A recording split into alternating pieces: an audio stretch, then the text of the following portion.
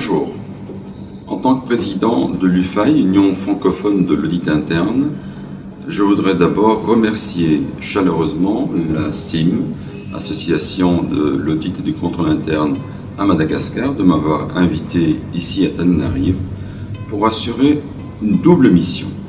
Une mission qu'on appelle d'advocacy, c'est-à-dire de promotion de la profession auprès des grands acteurs économiques de la vie économique à Madagascar, et d'autre part, d'assurer une sensibilisation et une formation assez dense à ses membres.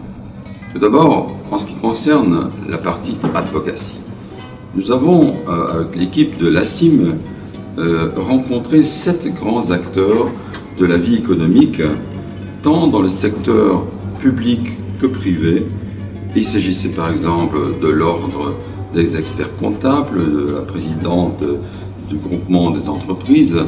Nous avons rencontré un responsable des services publics finances.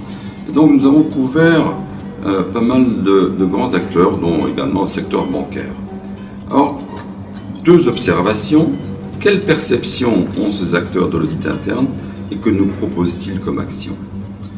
Quelle perception? Eh bien, ces acteurs, finalement, montrent qu'ils ont une bonne connaissance de l'audit interne et apportent clairement leur soutien à la promotion de la profession. Ils estiment que le développement de l'audit interne, la mise en place de services d'audit interne doit néanmoins provenir des grandes sociétés pour que la mise en place se diffuse ensuite vers les plus petites et moyennes entreprises. Ils estiment que l'audit interne, ce n'est pas seulement traditionnellement un instrument d'évaluation qui donne de l'assurance et des conseils et des points de vue aux dirigeants. C'est aussi une aide à la visibilité pour les dirigeants et pour la prise de décision. L'auditeur, c'est un conseiller digne de confiance, c'est un partenaire, mais il a aussi, dans les moments difficiles, un devoir d'alerte. Les auditeurs, me disent ces grandes parties prenantes, ces grands acteurs de la vie économique, doivent faire preuve de professionnalisme et avoir leur corpus normatif, et c'est bien le cas. Quelles actions nous proposent-ils ces grands acteurs de la vie économique?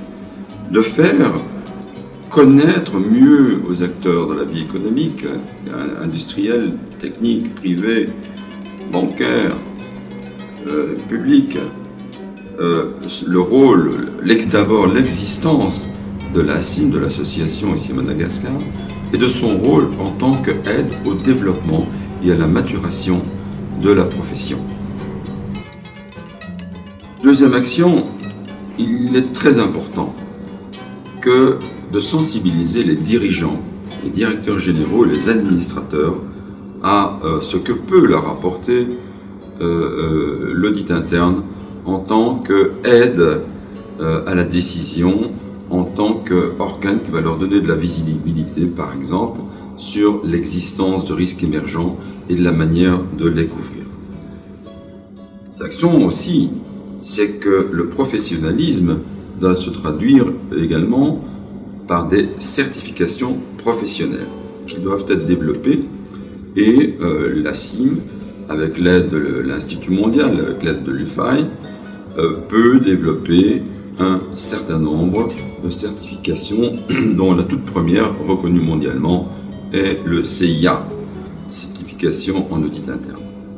Autre proposition de ces acteurs, c'est de réaliser des tables rondes thématiques qui vont répondre plus précisément à des problématiques spécifiques dans chaque domaine public et privé, de manière à s'assurer et à vérifier, à démontrer que la CIM peut apporter, grâce à une connaissance collective de la vie économique, des approches d'audit qui peuvent répondre aux desiderata de ces différents domaines sectoriels. Deuxième action, disais-je, de ma présence ici à Madagascar, outre la première partie dont je viens de parler à l'advocacy, c'est de réaliser une sensibilisation d'un certain nombre de ses membres à l'aide d'une formation. Cette formation a porté sur 2 thèmes. La gestion d'un service d'audit interne. Il est en effet extrêmement important, quand un service d'audit interne est en place, qu'il dispose des meilleures pratiques en cette matière. Et j'ai parfois suggéré aux participants de sortir de leur zone de confort et d'avoir une bonne visibilité, par exemple, sur qui doit faire une cartographie des risques et quel est le rôle de l'audit interne quand dans l'organisation il n'y a pas d'organes de service qui s'occupent explicitement de la gestion des risques. On a regardé comment il faut assurer la mise en place d'un service d'audit interne, quel positionnement et quelle image développer, comment gérer les ressources humaines, quelle méthodologie et quels outils, quelle langue appliquer. Deuxième formation, c'est préparer l'audit interne à une évaluation externe. C'est-à-dire, l'audit interne doit faire preuve d'exemplarité. Et finalement, le message, c'est que si toutes les entités et processus de l'entreprise peuvent être audités, l'audit interne aussi se soumet à ce devoir d'exemplarité et peut se faire auditer par un organisme notifié, qualifié. Cela lui permettra de démontrer sa maturité, sa compétence et obtenir un label de qualité établissant qu'il travaille conformément aux normes professionnelles de l'audit interne, qui est la base de son métier. Il prendra ainsi aussi connaissance des bonnes pratiques sectorielles au-delà du pays, et donc il y aura une mutualisation de l'expérience ici à Madagascar de ce qui a été fait à travers le monde, et cela permet d'améliorer la maturité et l'innovation et finalement l'efficacité d'un service d'audit interne à Madagascar. En conclusion, la mission qui a pris pratiquement toute la semaine a été dense, a été riche en interactions.